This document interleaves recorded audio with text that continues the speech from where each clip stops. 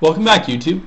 So this will be part 3 of my tutorial showing you how to use the beginner's method to solve a 3x3 Rubik's Cube. If you recall, in step 2 I showed you a very general case of how to solve the white cross. In this video I'm going to show you a few more cases that you might run into in the white cross where you'll actually have to break segments of your previously formed cross in order to move the cubes around into the position you need to solve the rest of your cross.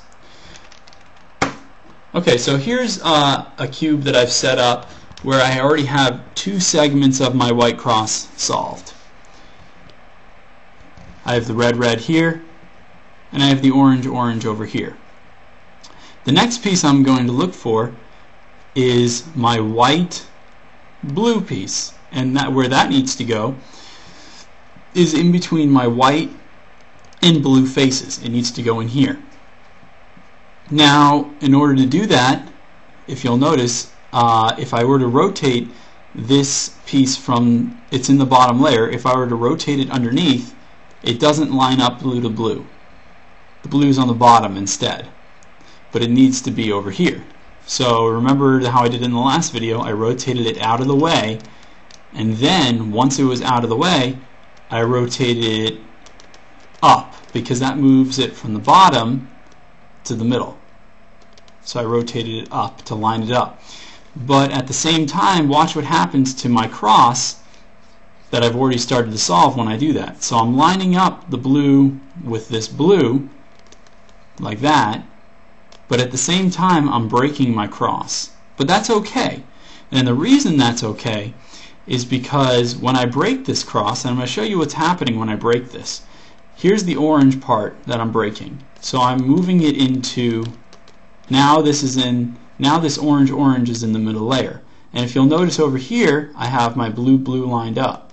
So I took this and I lined up my blue with my blue. You can see the blue moving over and lining up. You can see the blue moving over and lining up with the blue. Now I'm going to take my blue and I'm going to rotate it into position. And if you'll notice, I still have my orange that I rotated out of position saved. These two are together still. So I can rotate this all I want without affecting these 2 pieces of the cross that I just broke. So I'm going to take this piece of the cross and fix it, and then once these 2 are in position, I then can go back to the segment of the cross that I broke and rotate it back into position. And that'll solve 3 segments of the cross. 1, 2, and 3. So now let's do the final case that I have set up for this cube, and that's where you'll notice again I have 3 segments of the cross solved, and over here I have the white lined up. This is the white-green piece which needs to go here, and you'll remember step 1 is to get green lined up with green. However, white is lined up with green, so that's incorrect. So what I'm going to need to do is I'm going to need to move this piece into a position such that I can change its orientation. And in order to do that, I'm going to move this piece into the bottom layer.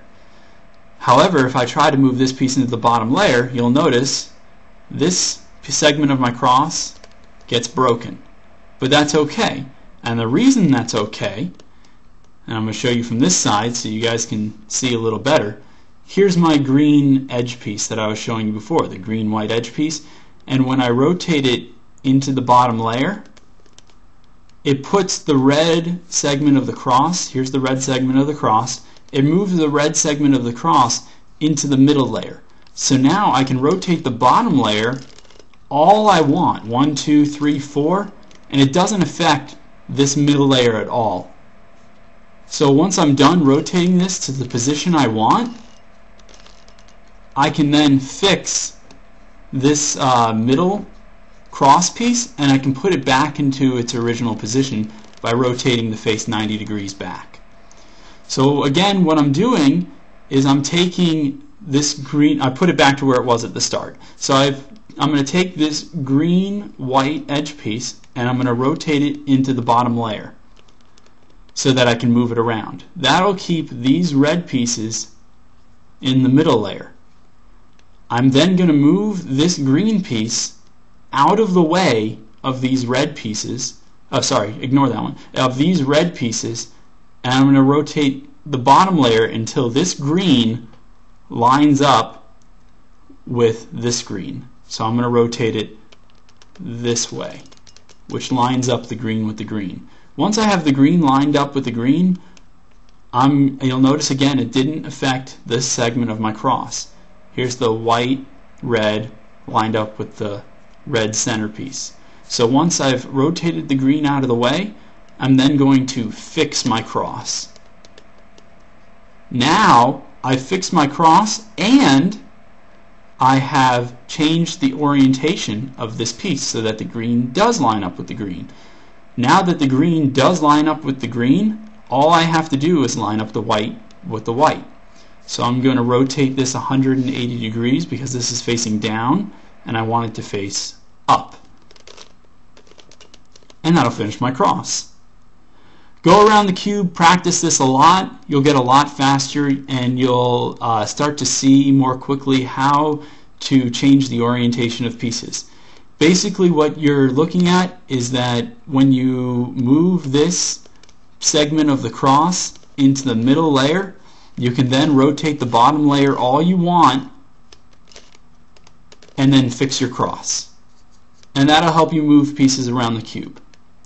Alright, thanks for watching, and that's how you solve a white cross.